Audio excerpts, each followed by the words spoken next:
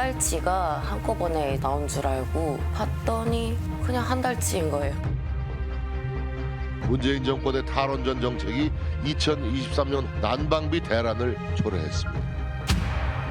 시원하게 한번 해보는 게 소원이라고 하는 사람한테는 왜 그 기회조차 안 주지? 갖고 싶다는데 왜 관심이 없는 거죠? 난임 쪽에는.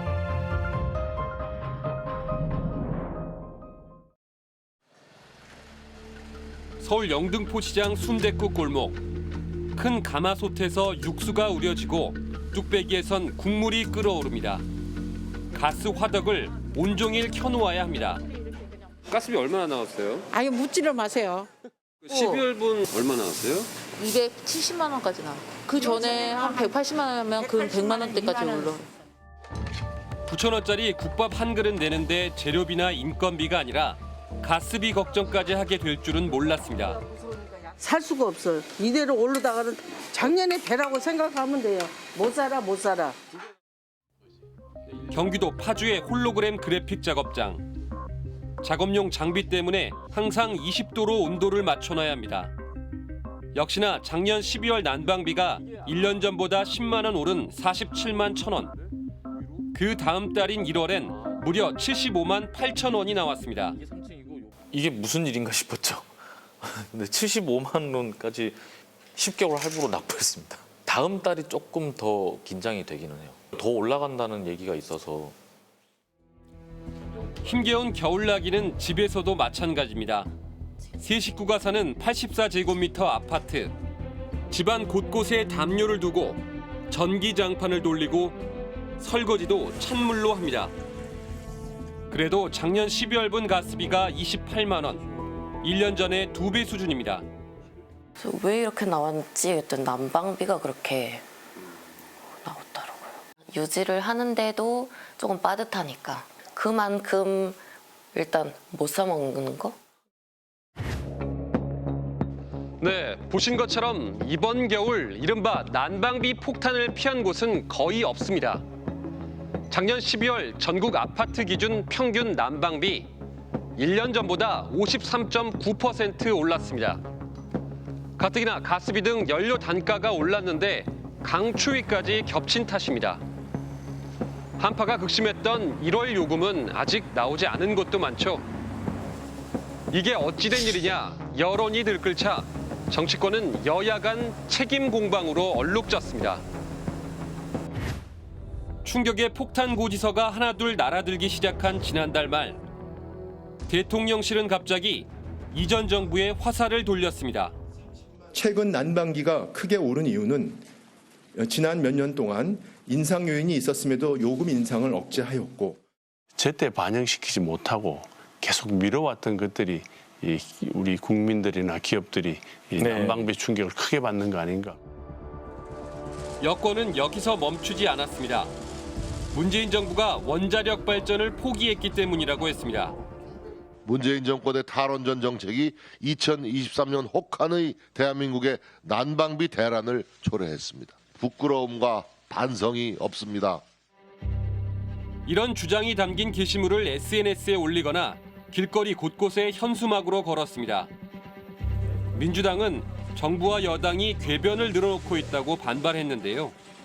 난방비 폭탄과 탈원전 정책이 무슨 상관이 있다는 말입니까? 원전은 전기만 생산하는데 난방비 폭탄과 탈원전을 이어붙이는 의도가 의심스럽습니다.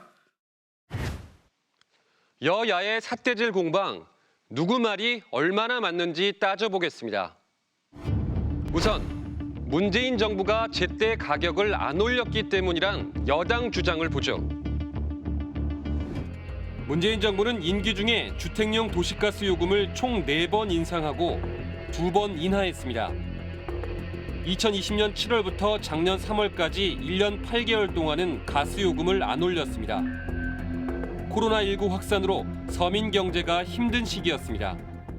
물가 관리의 중요성을 감안해서 동결할 생각입니다. 마지막 2번의 인상은 대선 직후인 작년 4월과 5월 2차례입니다.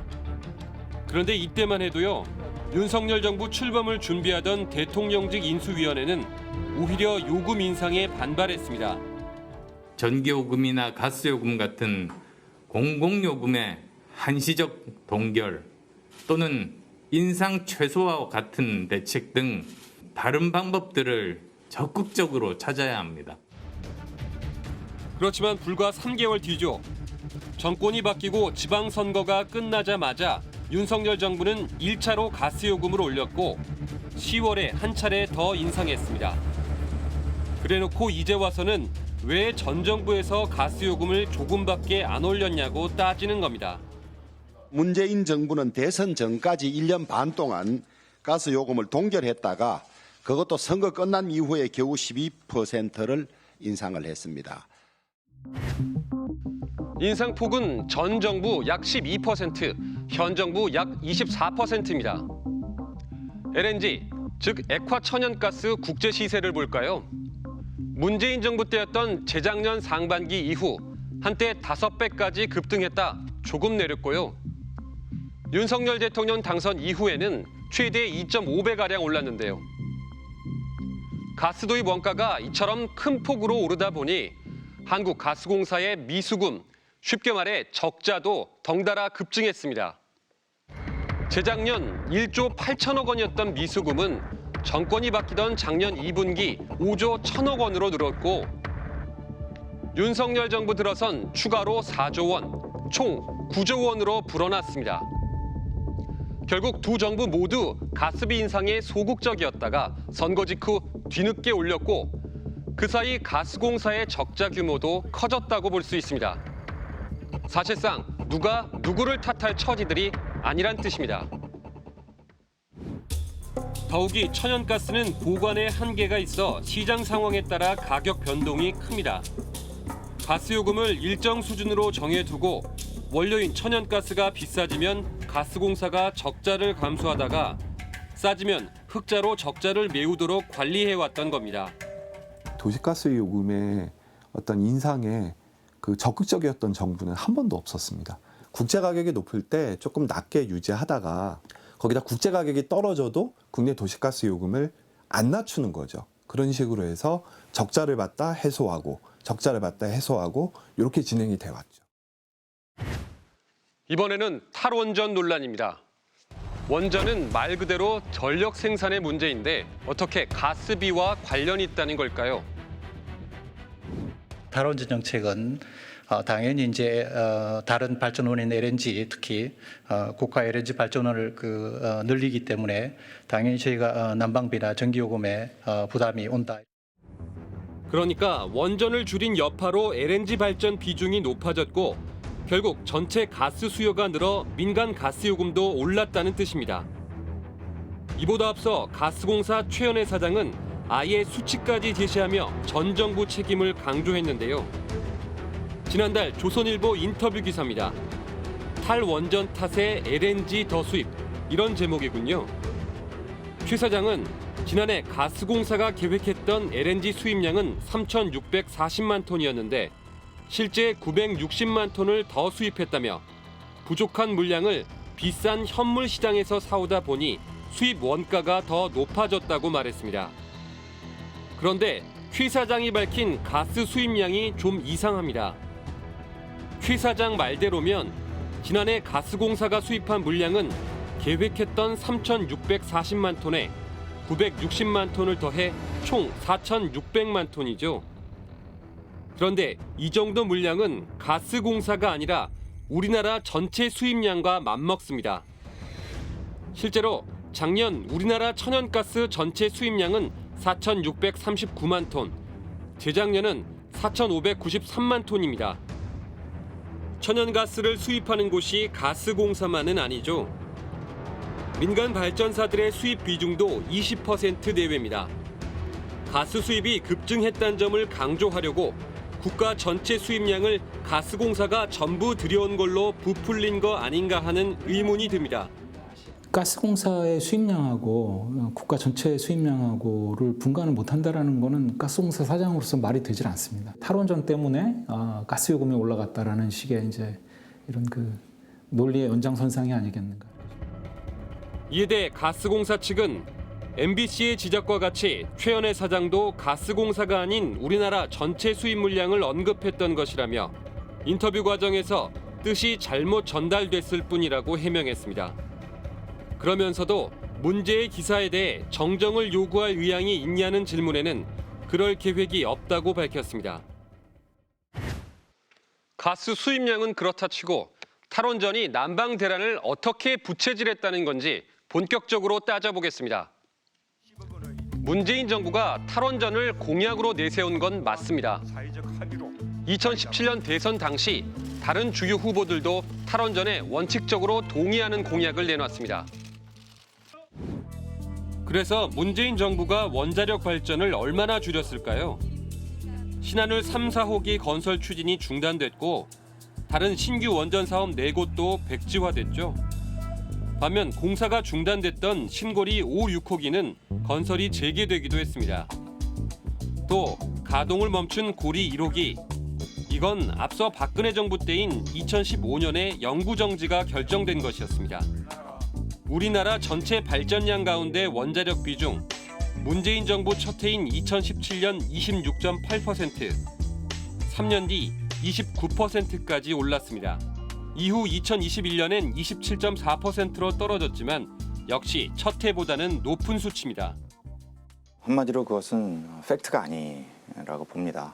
사실은 문재인 정부 5년 기간 동안 원전의 발전 비중은 별 차이가 없이 상당히 안정적으로 유지가 됐고, 다만 같은 기간 가스 발전 비중이 22.8%에서 29.2%로 늘어났습니다. 탄소 배출 감축을 위해 석탄 발전을 줄인 탓이었습니다. 탄소 중립을 위한 에너지 전환을 추진함에 있어서 가야 될 길이죠. 그렇기 때문에 지금의 어떤 가스비 폭등이랑 연결하는 것은 저는 좀 적절하지 않다고 생각을 하고요. 그럼 탄소 배출은 왜 줄여야 했을까요? 2015년 12월 파리 유엔 기후협약 총회. 세계 주요국들은 탄소 배출 감축에 합의하면서 석탄 발전을 줄이는 흐름에 동참했습니다. 전 지구적 의지와 역량을 결집해 이번 총회에서 신기후 체제를 반드시 출범시켜야 합니다. 이 같은 추세에서 문재인 정부는 2050년까지의 탄소 중립을 선언했습니다. 국제적 추세에 발맞춘 약속이었습니다. 글로벌 기업들이 국내 기업들에게 어떤 그 반도체라든가 자동차 부품의 납품의 어떤 그 조건으로서 재생에너지 100%를 쓰겠다라는 목표와 계획을 제시를 해야 되고 그걸 매년 또 이행을 하는 걸 보여줘야 됩니다. 그러지 않으면은 우리나라 기업들이 이제 수출을 하는 것도 지금 어려운 상황인데요. 국제적으로 가스 가격이 오른 걸 어쩌겠냐? 우리 정부로선 억울할 수도 있습니다. 다만 LNG 국제 시세의 급등 요인 중 하나였던 러시아의 우크라이나 침공. 이미 위기가 닥쳤는데도 우리 정부는 뭘 했냐? 이런 비판에서 자유로울 수 있을까요? 실제로 시장에서 또는 가게들이 어떻게 반응할 거라는가에 대한 수용성, 이런 문제에 대한 미리 사전적인 판단 이런 것들이 있었어야 되는 게 훨씬 더 정책 담당자들은 중요한데 그런 것들에 대한 고민이 별로 없었죠. 무방비 상태에서 대란이 닥치자 정부는 뒤늦게 댐제 수습에 나섰습니다.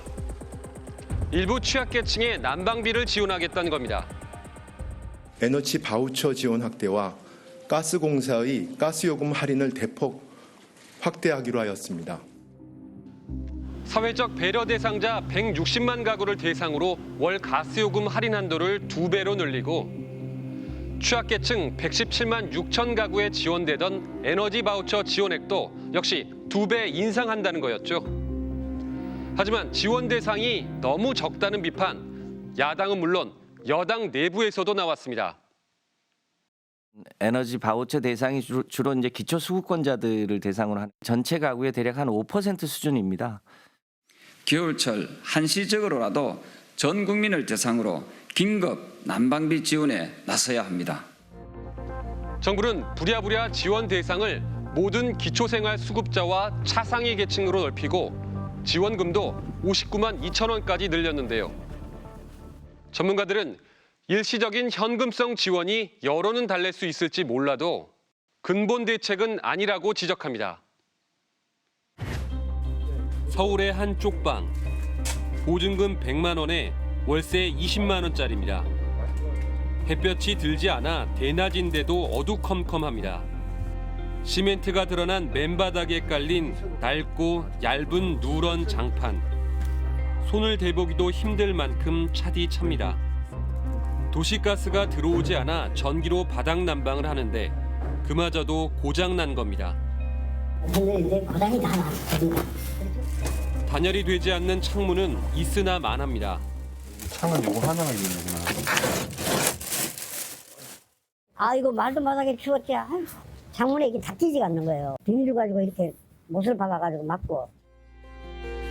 취약계층의 경우 난방 효율을 높여주는 게 돈도 덜 들고 효과도 오래가는 지원입니다. 한시적으로 지원하겠다라고 하면 내년에 난방비는 또 어떡할 것인지 쪽방고시원 반지하 같은 집만이 아니라 단열창호 문제로 난방비를 극도로 줄이거나 아니면 같은 면적 대비 높은 연료비를 지출하고 있는 가구들이 있다는 거죠. 하지만 올해 저소득층 에너지 효율 개선 사업에 편성된 예산은 910억 원. 이번에 한시적으로 나온 난방비 지원과 가스요금 할인액의 20%에도 못 미칩니다. 미국은 주택 단열 사업에 우리 돈 1조 2,600억 원을 매년 투입하고 있습니다. 독일도 앞으로 3년간 약 76조 4천억 원을 지원합니다. 이런 문제에 과거에도 그렇게 높은 관심이 없었고 여전히 그렇더라고요. 유럽도 그렇고 이미 오래전부터 취약계층 또 저소득층의 주택 그리고 노후화된 주택에 대한 단열 강화 프로그램 이런 것들 지원 규모도 굉장히 키우고 에너지 요금 대란은 앞으로가 더 걱정입니다. 윤석열 대통령은 후보 시절 당시 문재인 정부의 전기요금 인상을 백지화하겠다고 공언했습니다. 이때도 탈원전 정책 탓을 했습니다. 전기요금 인상 계획을 전면 백지화하겠습니다. 이 정부가 졸속으로 밀어붙인 탈원전 정책으로 발생한 한국전력의 적자와 부채의 책임을 회피하고 하지만 윤석열 정부는 올해 1분기 전기료를 9.5% 인상했습니다. 1981년 이후 42년 만에 최대 폭인데 추가 인상도 예고돼 있습니다. 전기 가스 요금의 조정이 불가피한 상황입니다. 단계적인 요금 현실화를 통해 한전의 누적 적자와 가스공사의 미수금을 2026년까지 해소해 나갈 계획입니다. 지난달 윤석열 정부가 확정한 제10차 전력수급 기본계획. 2030년까지 발전 비중을 원전 32.4%, 신재생 21.6%, 가스 22.9%, 석탄 19.7%로 설정했습니다. 문재인 정부의 재작년 계획과 비교하면 원전은 8.5%포인트 높아졌고 신재생에너지는 8.6%포인트 낮습니다. 그런데 LNG 비중이 19.5%에서 22.9%로 올라갔습니다. 현 정부는 문재인 정부 때 가스 의존도가 높아져 문제라고 비판했죠. 그래놓고 정작 이전 정부의 계획보다 더 높은 가스 의존 계획을 공개하고 있는 겁니다. LNG 터미널은 더 지어질 예정이고 그래서 지금 가스발전소 같은 경우에는 현재 대비 2036년, 2038년 정도까지 가면 현재 설비 용량의 50%가 더 추가되는 상황입니다. 말의 앞뒤가 맞지 않는 정부. 국민들은 당장의 불편보다 미래의 불확실성이 더 불안합니다. 걱정만 하고 있어요, 지금. 무슨 우리가 해결하는 게 더 빠르지 나라에서 뭘 더 해주거나 그런 거는 거의 바라는 사람이 없는 것 같아요. 기대하는 바가.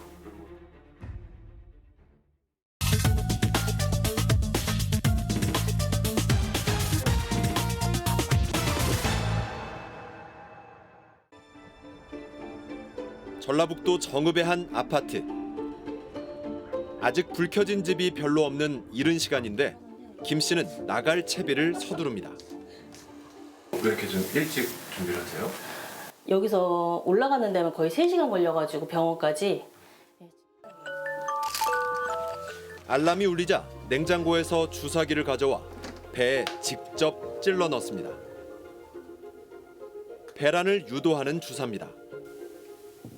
처음에는 좀 아프기도 하고 무섭기도 하고 그랬거든요.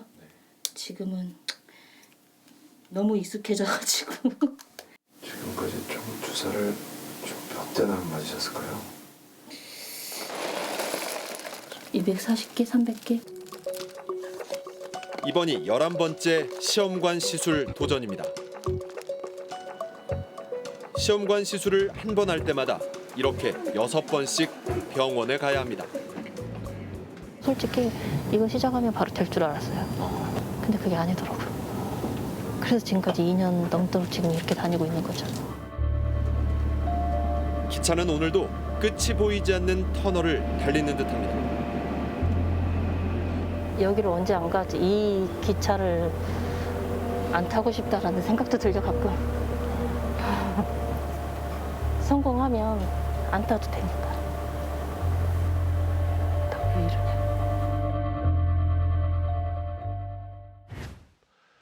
우리나라 출산율은 OECD 국가 중 최하위, 그것도 압도적인 꼴찌입니다. 재작년 우리나라에서 태어난 신생아 수는 26만 명입니다. 그런데 아이를 낳고 싶지만 낳지 못한 난임 환자 수도 똑같이 26만 명이었습니다. 신생아 수는 4년 만에 27% 줄었고 난임 환자는 20% 늘었습니다. 결혼과 출산이 줄어 큰일이라지만 조금만 눈을 돌려보면 이렇게 아이를 낳고 싶다며 애쓰고 있는 사람들이 많습니다.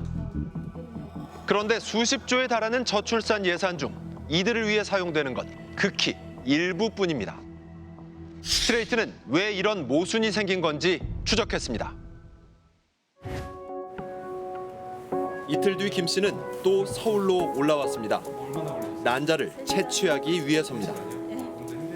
그런데 올해부터 시험관 시술비를 10배 가까이 더 내야 합니다.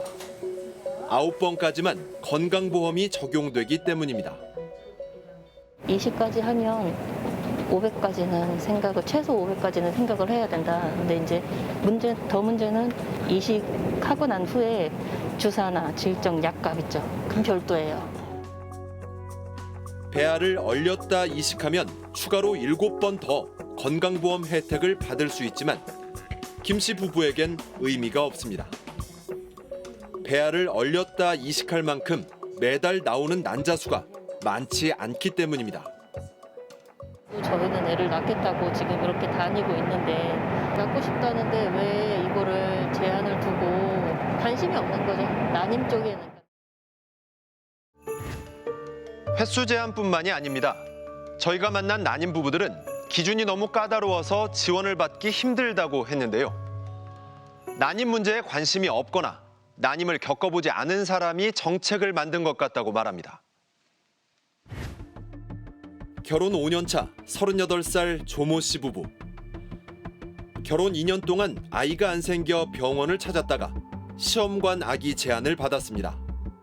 신랑이 정상 정자 수보다도 남들보다 훨씬 적은데 이 정도 수치라면 인공수정도 어렵고 시험관으로 바로 가야 된다라고 얘기를 하셔서 저는 그때 이제 정말 너무 충격을 받아서 고민 끝에 시험관 시술을 결심하고 보건소에 지원을 문의했습니다.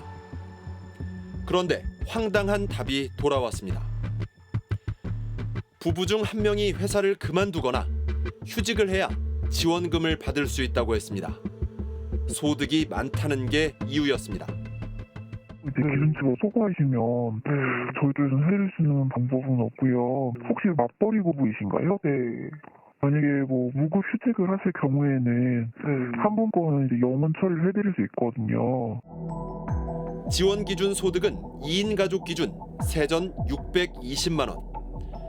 맞벌이 부부라면 대부분 지원 대상이 안 됩니다. 아니 그렇게 부모면은 소득 따지지 않고 다 준다면서 정말 이 시험관 아기 한번 해보는 게 소원이라고 하는 사람한테는 다른 사람의 기회를 빼앗는 것처럼 말을 하니까 그럼 도대체 왜 나는 그 기회를 가지면 안 되는 사람인가. 그래서 좀 너무 속상했어요.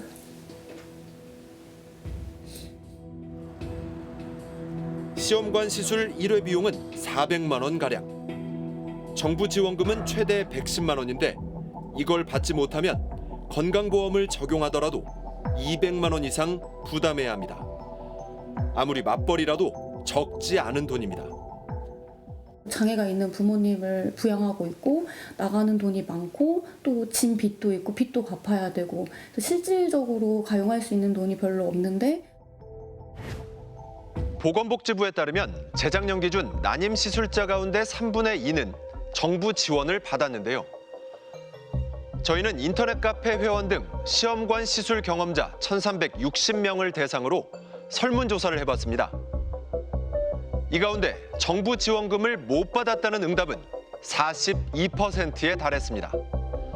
이유는 소득 기준에 걸려서가 62%로 가장 많았고 횟수 제한 때문이 19%, 둘 다 해당됐다는 응답도 14%였습니다. 현재까지 시험관 시술에 쓴 총 비용은 1,000만 원 이상이 43%였고 10명 중 1명은 4천만 원 이상이라고 답했습니다. 시험관 시술을 중단한 이유는 경제적 부담 때문이라는 응답이 74%로 압도적으로 많았습니다. 모든 난임 부부에게 시술비를 전액 지원한다면 얼마가 필요할까요? 1년에 3천억 원이 필요하다는 분석 결과가 있습니다. 재작년 우리나라 저출산 예산이 얼마였냐면요. 47조 원이었습니다.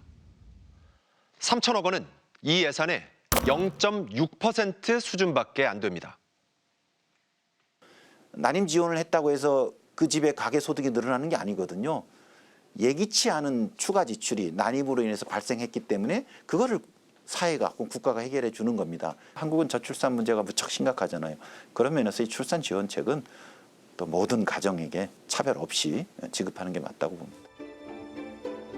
OECD 국가 중 출산율 1위는 이스라엘인데요. 부부가 평균 3명 이상 아이를 낳습니다. 그런 이스라엘도 소득에 상관없이 모든 난임 부부에게 지원금을 주고 있습니다. 그만큼 출산에 대한 국가적, 사회적 의지와 지지가 강하다는 건데요. 우리나라에선 그게 잘 안 보입니다. 아침 7시도 안 된 시각. 난임 전문 병원은 이렇게 새벽부터 문을 엽니다. 출근하시기 전에 네. 진료를 보셔야 되는 분들이 있어서 조금 다른 병원보다 일찍 오픈을 하고 있어요. 35살 최유진 씨도 시험관 시술을 위해 새벽 진료를 받고 있는 직장인 중 한 명입니다. 병원에 가지 않는 날도 이른 아침부터 출근 준비를 시작한다는데요. 반드시 해야 하는 일들이 있기 때문입니다. 오늘 잘 안 들어가네요. 그 큰이란 주사 맞을 때 든 멍인데 아직도 안 가더라고요. 이게 많다 보니까 먹었는지 안 먹었는지 가끔 헷갈리더라고요. 그래서 이렇게 접시에 옮겨 담고 그 영양제 개수 본 다음에 아, 맞구나 하고 이제 먹어요. 최 씨는 시험관 시술 과정을 유튜브 영상으로 만들어 기록하고 있습니다. 처음엔 추억 삼아 힘들기만 한 건 아니라는 걸 보여주려고 시작했는데 막상 겪어보니 시험관 시술은 녹록지 않았습니다. 호르몬 변화 때문에 몸과 마음이 힘들고 실패할 때마다 극심한 우울감이 밀려왔습니다. 처음 시험관 할 때는 그냥 제 상황에 대해 관심 갖는 것부터 일단 모든 상황이 다 울컥했고 갑자기 제가 너무 울컥할 것 같은데 그냥 그 제 상황 물어보는 것 자체가 되게 힘들었어요. 저 너무 눈물 나는데.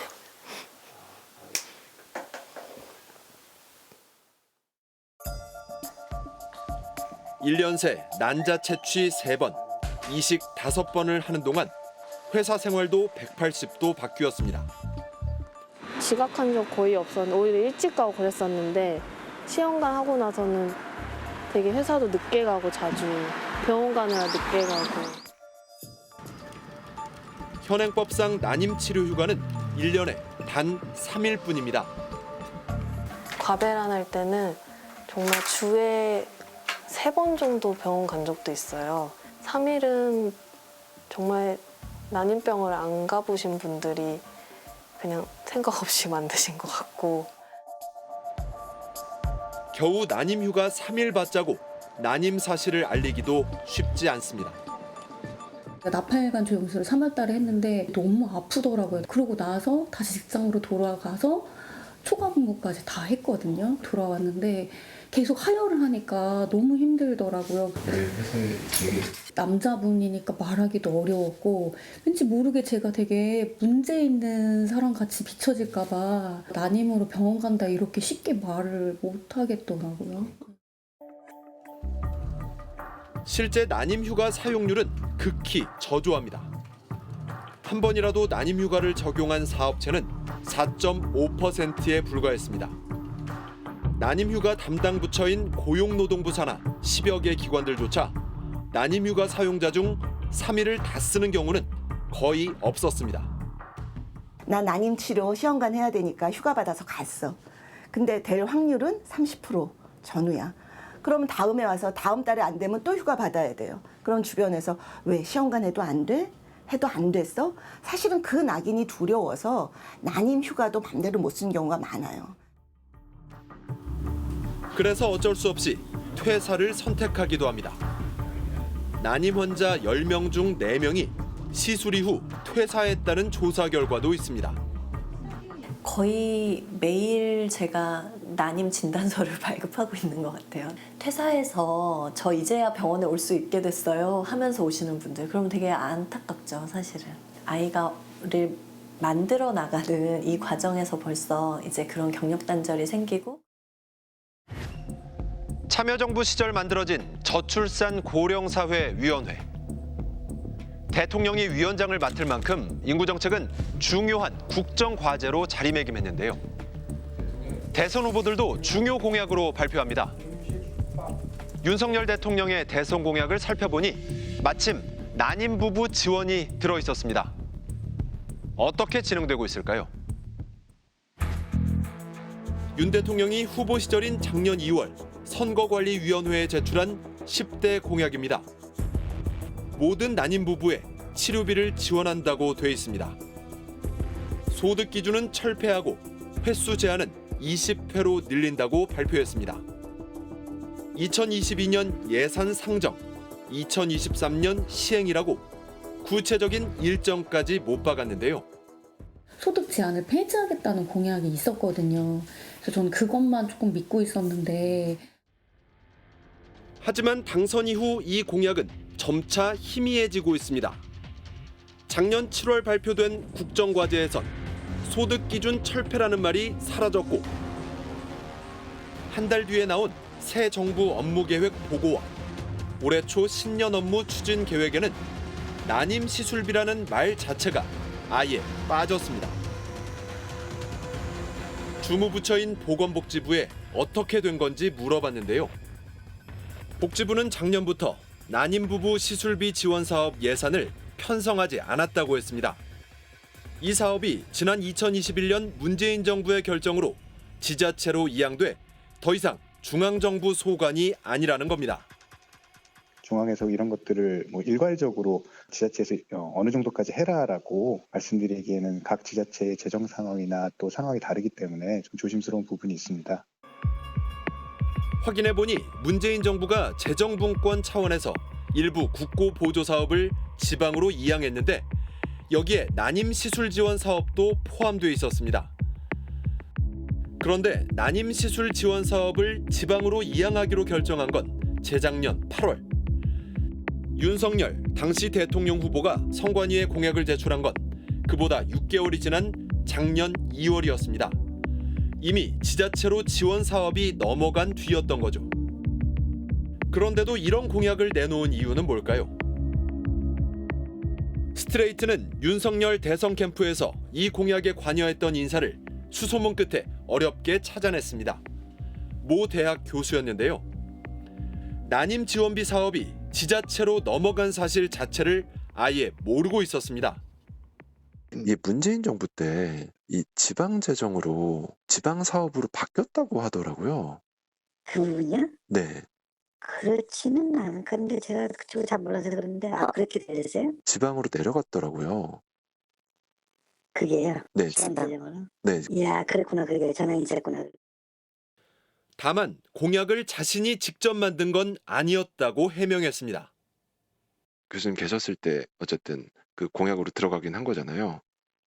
글쎄, 제가 뭐 그쪽에 활동하는 것은 그냥 자문적인 거죠. 뭐. 그럼 교수님께서 이 난임 공약을 입안하신 건 아니었어요?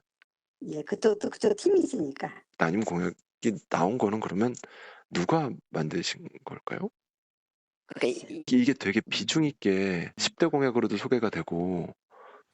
근데 원래 그런 작업할 때는 비공개로 다 원칙의 위원들은요.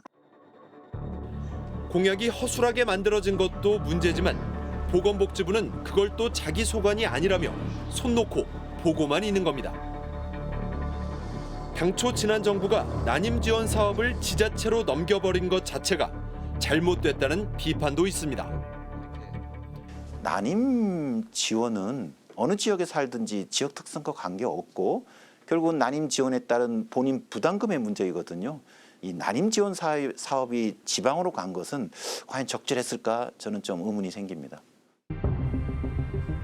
실제로 지원 사업이 지방으로 내려간 뒤 예산 부족을 이유로 지원금 지급을 미루는 지자체들도 많습니다.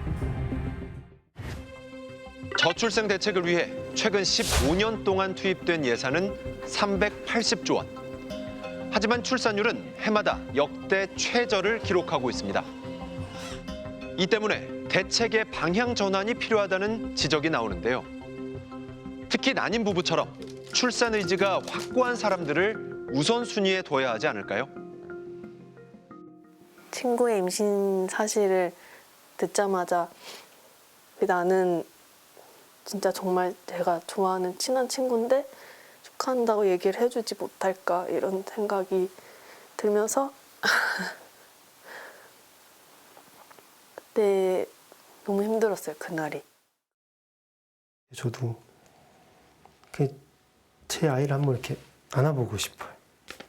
좀 크면은 손잡고 놀이공원 가는 게 그렇게 부럽더라고요.